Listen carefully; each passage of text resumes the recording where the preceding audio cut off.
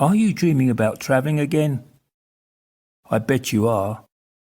So give yourself a break and listen to my brand new travel podcast.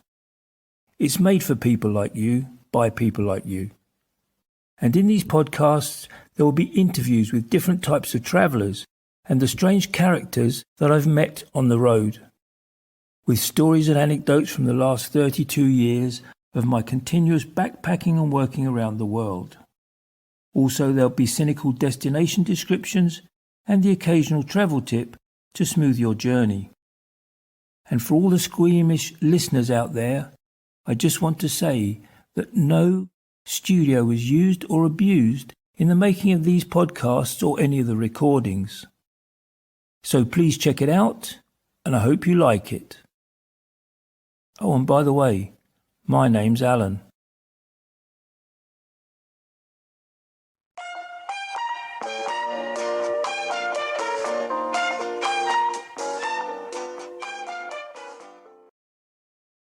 And this time last year, the local farmers were working the fields around Casa. When I saw my first swallow and heard my first cuckoo, I knew spring had arrived in northern Spain. And with the blossom on the fruit trees in the garden starting to open, the days were getting a little warmer, but the nights were still cold and damp. Tension around Casa was a little higher, a little more strung out now, as people grew tired of the lockdown. As Galya spends her days in the hills away from Casa, Carlos finds a falcon's nest with eggs. Paco is still threatening to leave tomorrow, but we know tomorrow never comes. David has his conspiracy theories about COVID. And as for me, I'm just chilling in the hammock.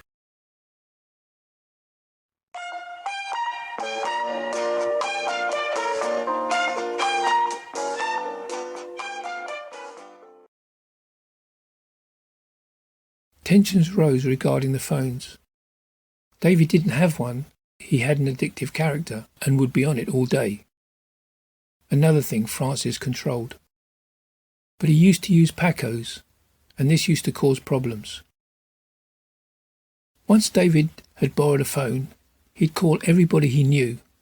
So when Paco went to access his porn, all the data had been used up. So Paco refused to lend it to him anymore, which annoyed David. And charging was a problem too, but once a week David would collect all the phones and power banks up and take them down to a house in the village and charge them up.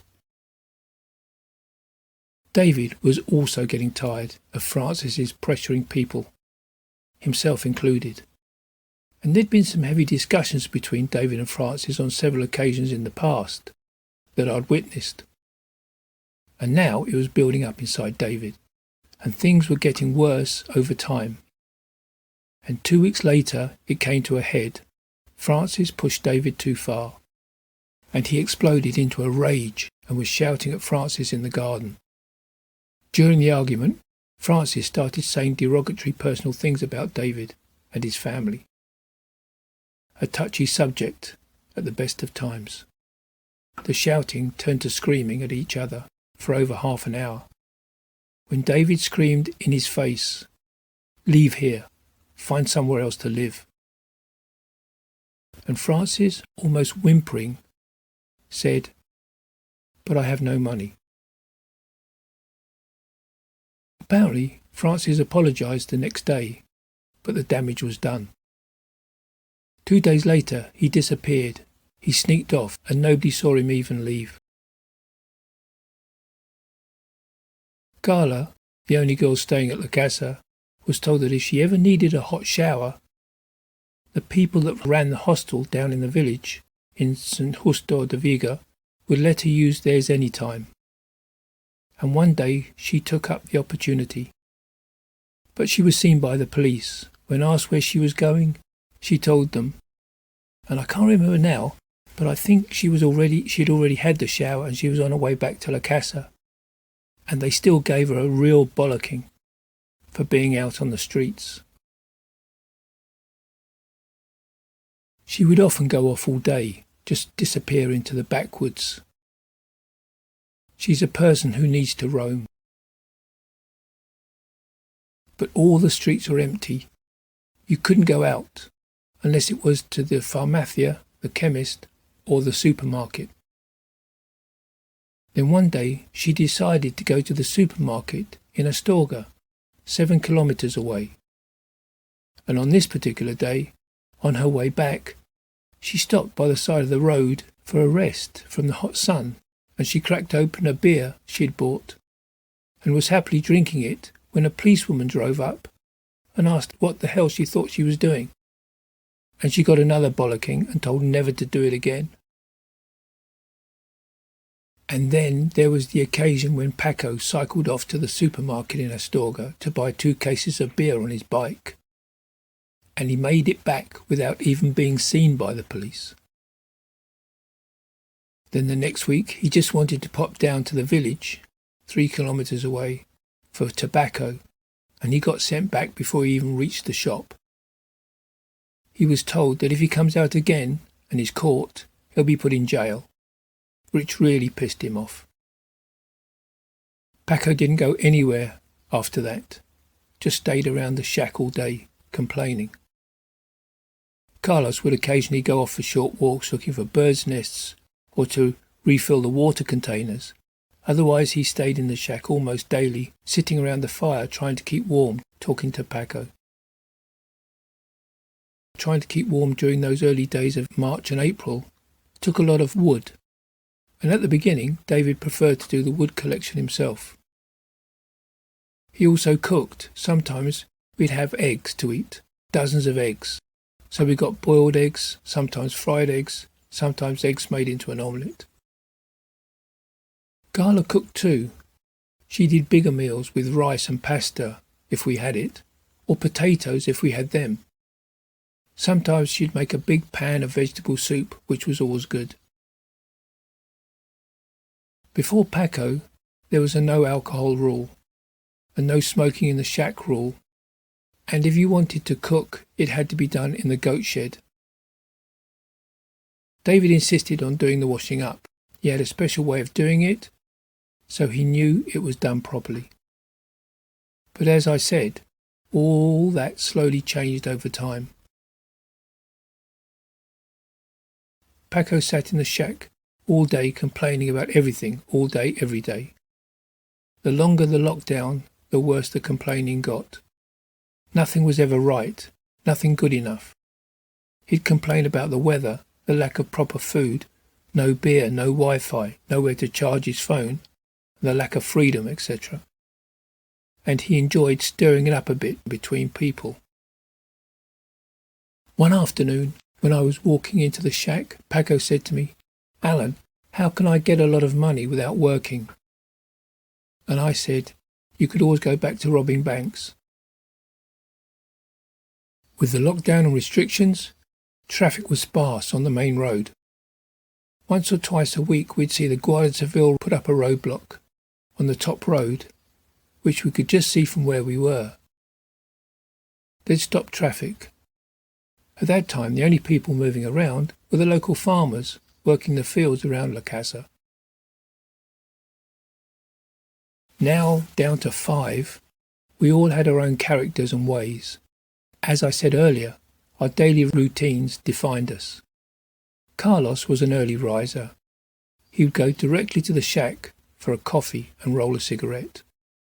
Paco, on the other hand, came out of his tent anywhere between 11 and 2 most days, having spent the night playing games and watching porn on his phone until the early hours.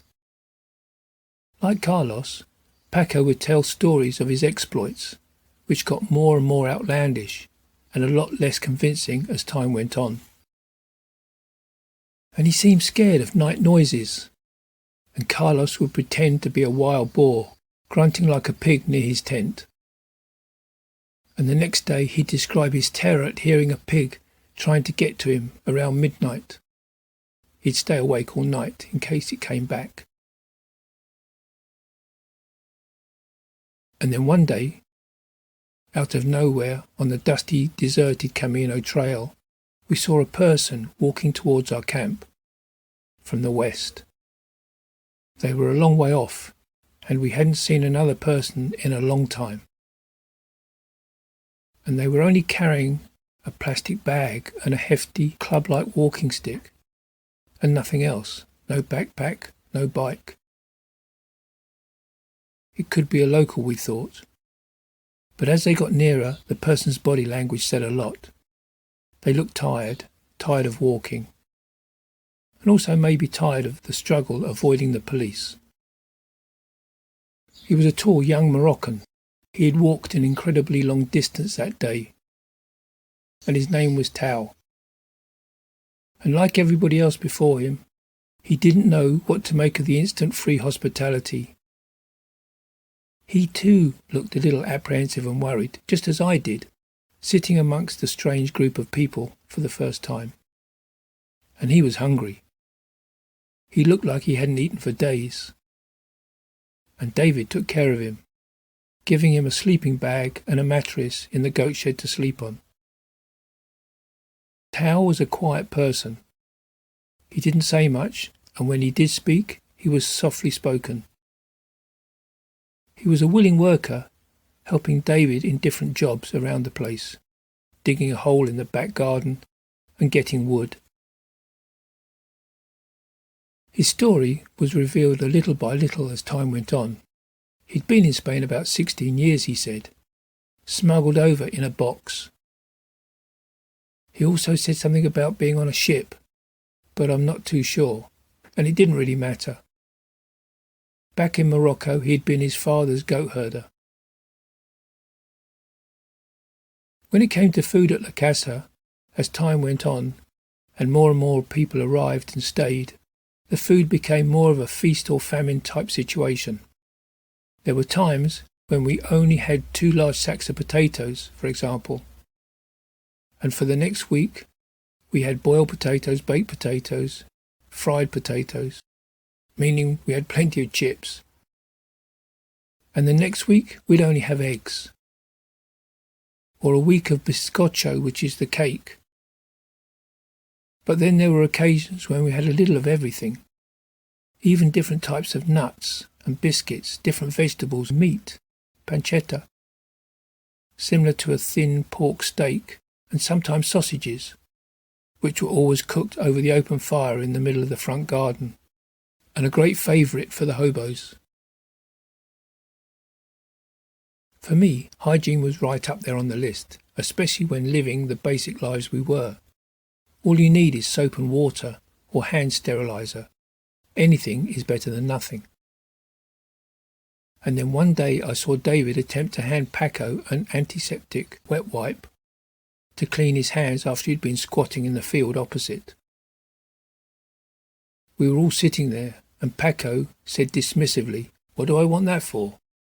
And even David was a little surprised. Paco and Carlos didn't even attempt to clean their hands after they'd used the field right next to the buildings as a toilet. And then, touching the biscuits and the cake, I stopped eating them, only eating what I knew was untouched by others or cooked well. We were all in the same situation.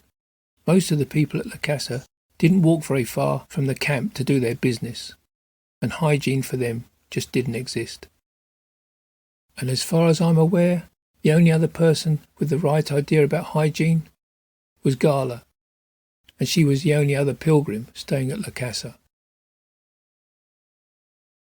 This is one of my biggest pet hates. Why do almost all city people think it's clever and liberating just to go and shit on top of the ground and walk away without looking back? Even worse for those people who drop their toilet paper on the ground too and happily walk away thinking how clever they've been. It's not just unsightly, but it's a health hazard too. And it's very offensive to country folk. And it's dangerous because human waste contains a lot of toxins and pathogens that flies pick up while eating your personal waste. Then they land on your food before you eat it. Why would you want that? And just one other point, for all those people who think they're super cool and smart by saying, "But my poo is biodegradable because I only eat organic food, so it must be okay." Well, sorry, that's a poor excuse. Simply because there's nothing greener or more organic than a cow. and their shit can easily kill an area on the ground a foot round for a long time. And farmers regularly drag a rake behind a tractor to break it up and spread it around, dispersing it because it does less damage to the field. Also, large amounts of waste from cows is so acidic and full of pathogens that it takes up to 2 years before they can be used as manure on the soil. And human waste carries even more. And when using the countryside as a toilet, it has some rules to it. So this is how you're meant to do it in the great outdoors, for those who don't know, wherever you are in the world. And the secret is not to leave any sign or any trace that you've been there. For a start, you don't do it on your own doorstep. You walk well away from your camp, for more than 200 metres, well away from any buildings, and you never ever do it near river, ponds, lakes, streams, however good the view is.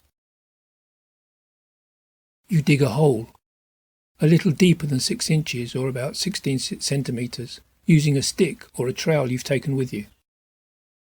Poop in the hole, put your toilet paper in the hole too, and then fill it back up. Cover it over well. Put some twigs and leaves, etc. on top, so other people and animals wouldn't even know you've been there. Leave no trace. And simply use sterilizer to disinfect your hands or wash them thoroughly when you get back to camp. We all do it, we just need to do it right.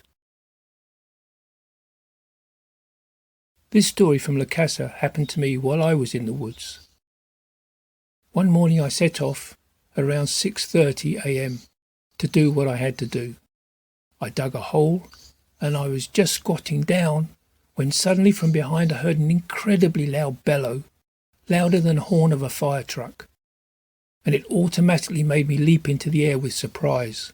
I grabbed my trousers up and turned to see a stag deer standing there, its mouth open and nose turned up about 5 meters away. We stared at each other for a few seconds, then it bounded off through the pine trees in the opposite direction.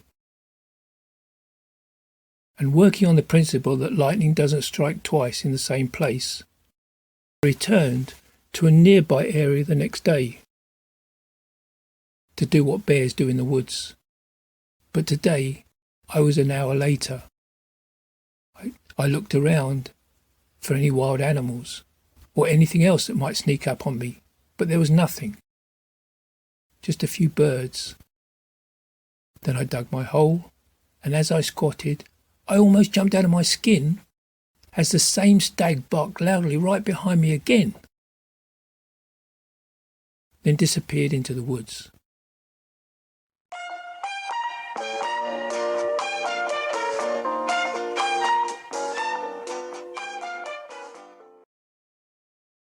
Tune in next week to see if David's preaching has converted Tao, Paco and Carlos into believing. And you'll meet Frank, the Italian, who looks like an Arab and is very useful with a knife. And as lockdown is eased, does the tension too.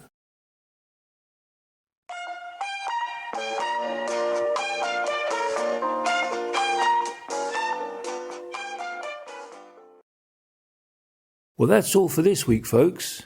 And please remember, the same road can be travelled 1,000 different ways, so get out there and make it your own. Until next week.